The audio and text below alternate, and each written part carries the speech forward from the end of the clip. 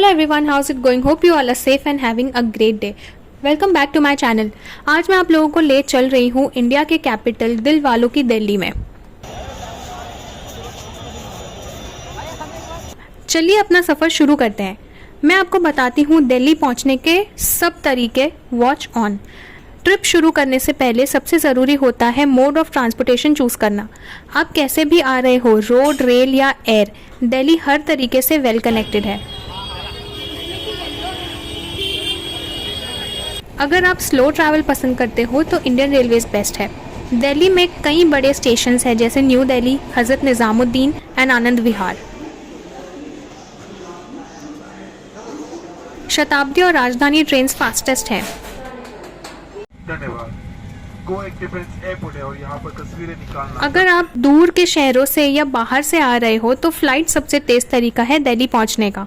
Indira Gandhi international airport बहुत बड़ा है और यहाँ दुनिया भर से फ्लाइट्स आती हैं। क्विक टिप, पहले से ही बुकिंग करवाने से अच्छी डील्स मिलती हैं। रोड ट्रिप टू दिल्ली क्यों नहीं? आगरा, जयपुर और चंडीगढ़ जैसे नियर बाय सिटीज से आप इजीली गाड़ी चला के आ सकते हैं। और अगर आप ड्राइव नहीं करना चाहते हो तो आप डीलक्स बसेस या वॉल्वो भी ले सकते हैं। ट्रैफिक से बचने के लिए दिल्ली के पीक आवर्स से बचें। दिल्ली में मेट्रो आपका बेस्ट दोस्त है, साफ, तेज और सस्ती। छोटी डिस्टेंसेस के लिए ऑटो रिक्शा या कैब, उबर, ओला ले सकते हैं। चाहे आप फ्लाइट से आए, ट्रेन या रोड ट्रिप से, दिल्ली पहुंचना तो सिर्फ एडवेंचर की शुरुआत है।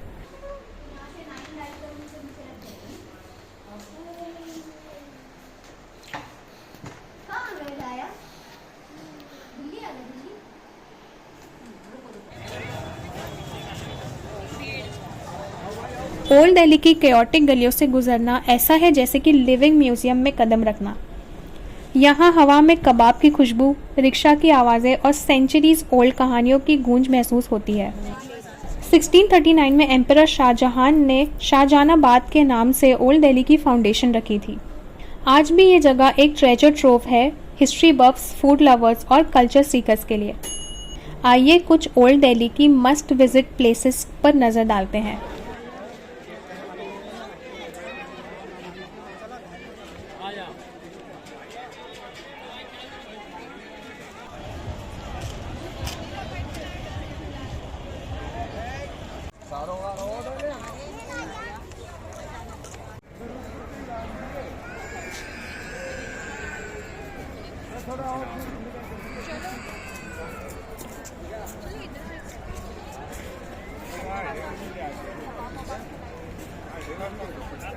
लाल किला एक यूनेस्को वर्ल्ड हेरिटेज साइट है और ये 200 साल तक मुगल एम्परर्स का रेसिडेंट था। इसे एम्परर शाहजहां ने 1648 में बनवाया था। रेडस्टोन से बना ये फोर्ट 2 किलोमीटर पे फैला हुआ है और इसके अंदर आलीशान पैलेसेस, ऑडियंस हॉल्स, मस्जिदें और रॉयल बाथ्स हैं जो मुगल ग्रैंडियर की यादें ताज़ा करते हैं। ये है लाहौरी गेट, फोर्ट का मेन एंट्रेंस। ये मैसिव और मैजेस्टिक है और इसकी नक्शकारी लाजवाब है।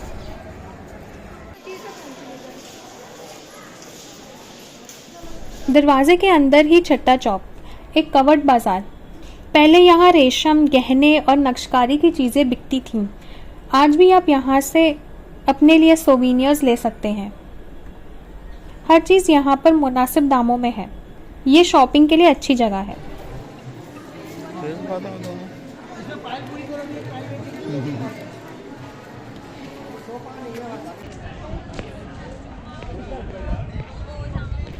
ये है नौबत खाना, जहाँ म्यूजिशियंस ढोल बाजा बजाकर शाही मेहमानों को वेलकम किया करते थे।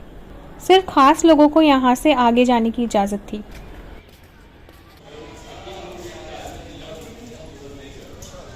ये दीवाने आम है, यहाँ एम्परर पब्लिक से मिलते थे। ये जगह काफ़ी बड़ी है। सोचिए जब हज़ारों लोग यहाँ इंसाफ की उम्मीद में इकट्ठा होते रहे होंगे।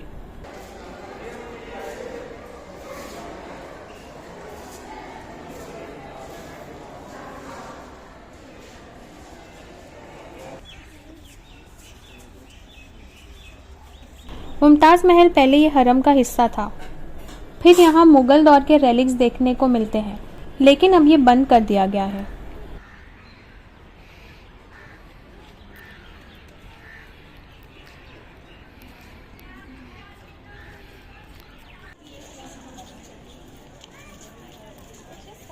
यह है रंग महल, जहाँ रॉयल लेडीज़ रहती थी। इसके बीच से पानी गुजरता था, जिससे नहर बिहिश्त कहा जाता था।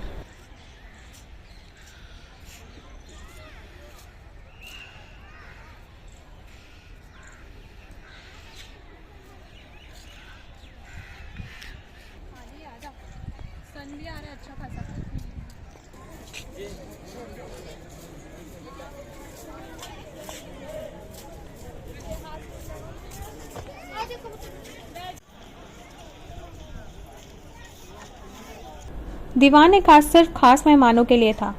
मशहूर पीकॉक थ्रोन भी यहाँ रखा हुआ था। ये महल लाजवाब है और इसकी कार्विंग्स बेहतरीन।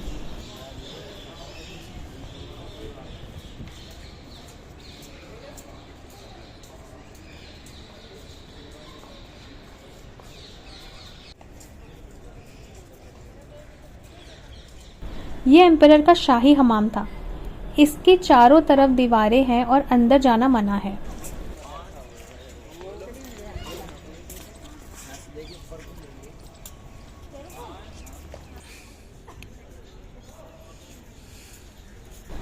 ये है मोती मस्जिद, जो एम्परर औरंगज़ेब ने बनवाई थी। यहाँ एम्परर अपनी नमाजें अदा किया करते थे। और ये है हयात बख्श बाग, एक खूबसूरत मुगल स्टाइल गार्डन। कभी यहाँ फाउंटेन्स, पवेलियंस और हर तरफ सुकून हुआ करता था।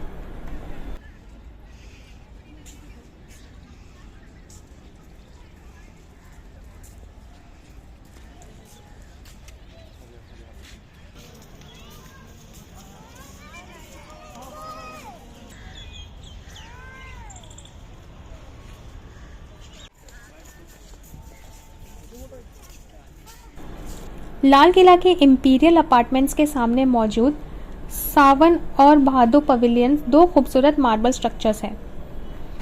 इन्हें मुगल एम्परर्स गर्मियों और बरसात के दिनों में इस्तेमाल करते थे। इन पवेलियंस के नाम इंडियन कैलेंडर के मॉनसून महीनों सावन और भादो पर रखे गए थे।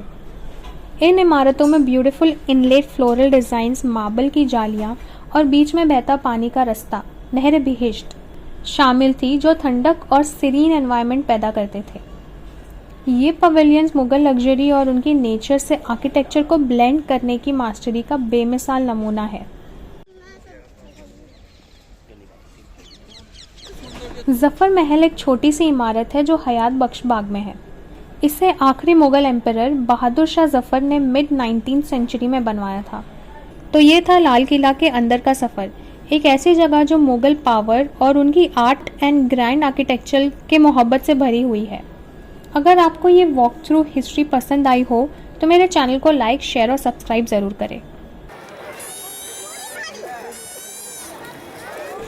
दिल्ली गेट रेड फोर्ट के सदर्न साइड पर है, जहाँ से मीना बाज़ार होते हुए सीधे जामा मस्जिद पहुँचा जा सकता है।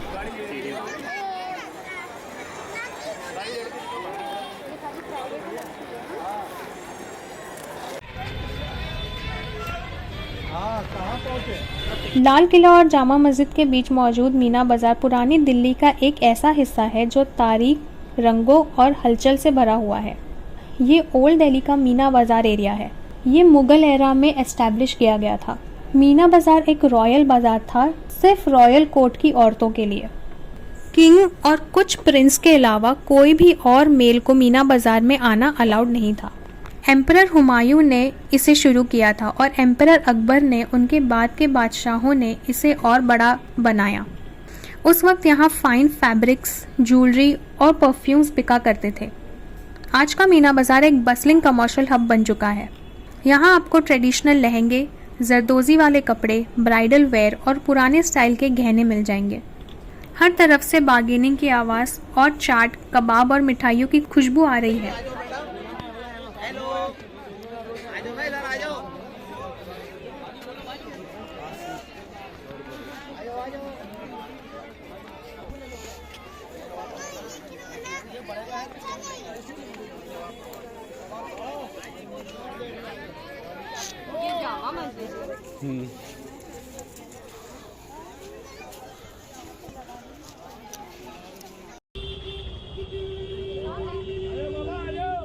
लंच के लिए हम आ गए हैं जामा मस्जिद के पास रहमतुल्ला होटल।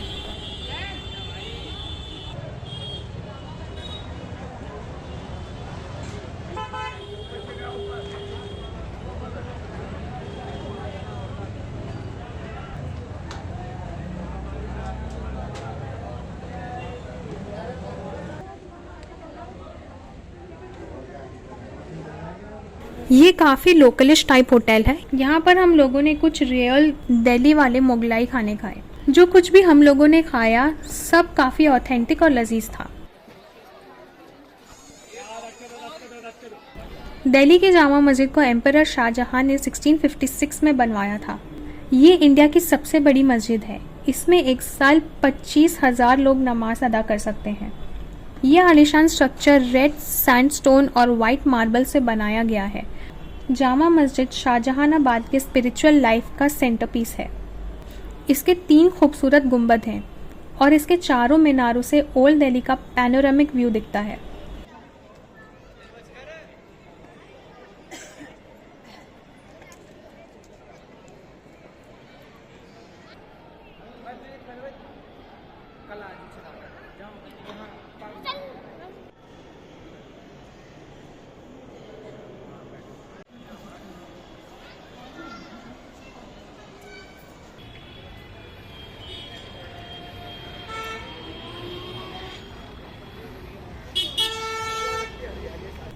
जामा मस्जिद से लेकर रेड फोर्ट तक और चांदनी चौक के आसपास के तमाम रास्ते और गलियां मार्केट है।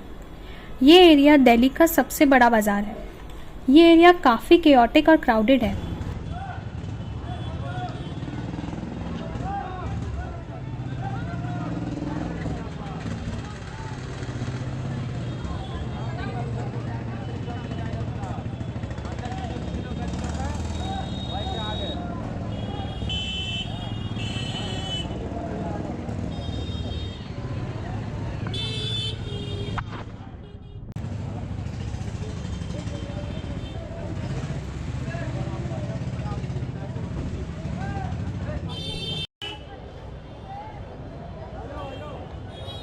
चांदनी चौक को प्रिंसेस जहांआरा बेगम, जो एम्परर शाहजहां की बेटी थी, उन्होंने बनवाया था। चांदनी चौक का मतलब है चांदनी से रोशन चौक। कभी यहाँ इस शानदार बाजार के बीच एक नहर बहती थी जो चांद की रोशनी से चमकती थी।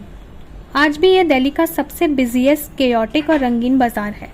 यहाँ कपड़े, जेवर, खाने, मसाले, अनाज, इलेक्ट्रॉनिक्स और हर चीज़ मिलती हैं।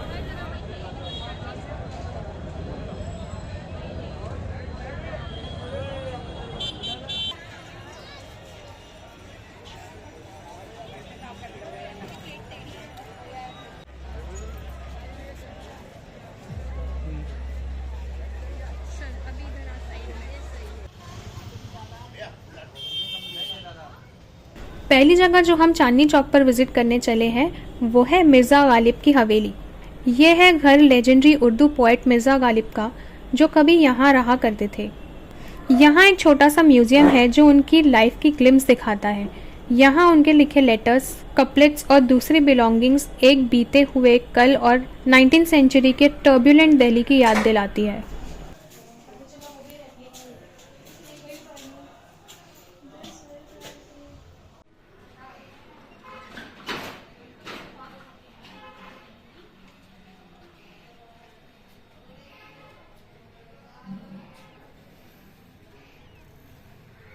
हम दोबारा चांदनी चौक पर आ चुके हैं। शाम हो चुकी है और ये जगह अब भी केओटिक है।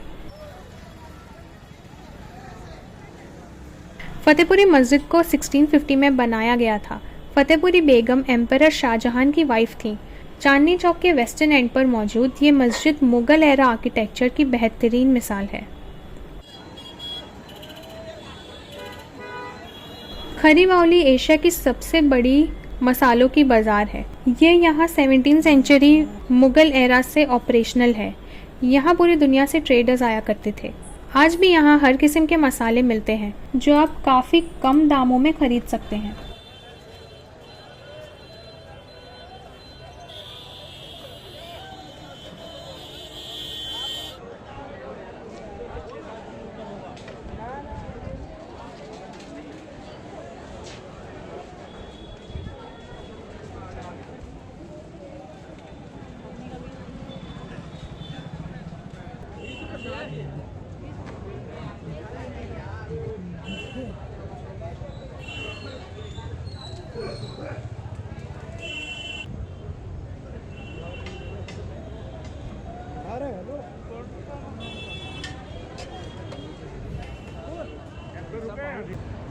मेरा वही 11-12 बच्चा है।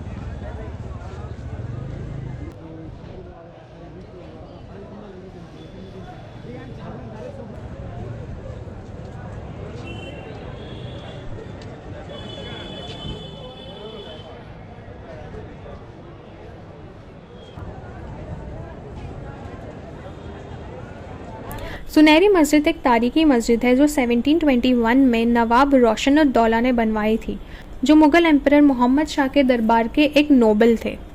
मस्जिद का नाम सुनहरी उसके गोल्डन गुंबद की वजह से पड़ा था।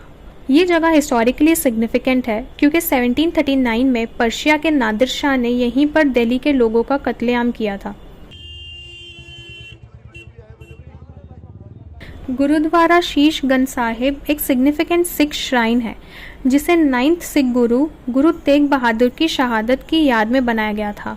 24 नवंबर 1675 को गुरु तेग बहादुर को मुगल एम्परर औरंगजेब के हुक्म से इस जगह पर कत्ल किया गया था क्योंकि उन्होंने फोर्स्ड रिलीजन कन्वर्जन्स के खिलाफ आवाज़ उठाई थी।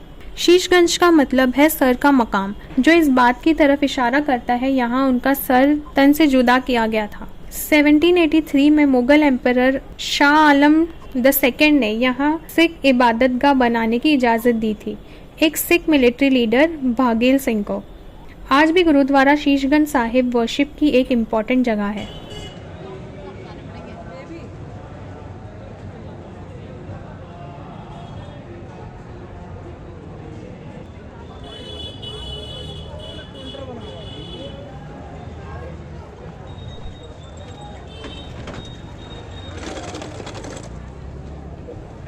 Central baptist church north India की सबसे पुरानी बैप्टिस्ट चर्च में से एक है।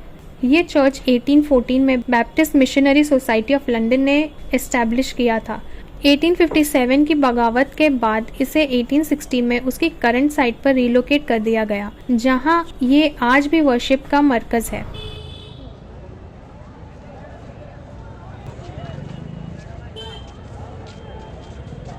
Gauri Shankar temple 18th century में बनाई गई थी एक मराठा सोल्जर द्वारा।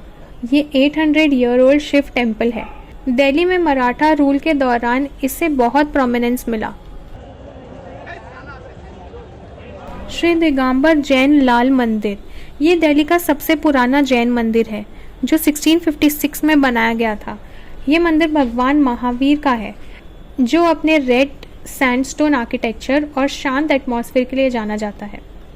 ये मंदिर दिगंबर जैन कम्युनिटी का एक सिग्निफिकेंट स्पिरिचुअल सेंटर है और यहाँ एक मशहूर जैन बर्ड्स हॉस्पिटल है जो जख्मी और बीमार परिंदों का इलाज करता है। दिल्ली एक्सप्लोर करने के लिए सबसे बेहतरीन वक्त अक्टूबर से मार्च तक है। उस वक्त यहाँ का सबसे बड़ा प्रॉब्लम है दिल्ली और उसके आसपास के एरिया का एयर पोल्यूशन। इस वक्त यहाँ का एयर क्वालिटी इंडेक्स सारे रिकॉर्ड्स तोड़ देता है और यहाँ पर विजिबिलिटी बहुत ही ख़राब हो जाती है, so sight seeing becomes a problem. गर्मियों में यहाँ गर्मी बहुत ज़्यादा होती है। बरसात के मौसम में यहाँ अनप्रेडिक्टेड शावर्स हो सकते हैं। सर्दियों में गर्म कपड़े और फेस मास्क के साथ साथ मॉइस्चराइज़र, कोल्ड क्रीम और कुछ प्रिस्क्राइब्ड मेडिसिन साथ रखें एयर पोल्यूशन से बचने के लिए। ओल्ड दिल्ली को देखने का बेहतरीन तरीका है इसके आसपास वॉकिंग करना। लाल किला, चांदनी चौक और जामा मस्जिद सभी 3 किलोमीटर्स के रेडियस में है। हिस्टोरिकल और आर्किटेक्चरल सिग्निफिकेंस को बेहतर समझने के लिए एक अच्छा गाइड ले सकते हैं। मजहबी साइट्स की इज्जत करें। जामा मस्जिद और शीशगंज साहिब गुरुद्वारे में मॉडेस्ट कपड़े पहने और अदब का ख्याल रखें।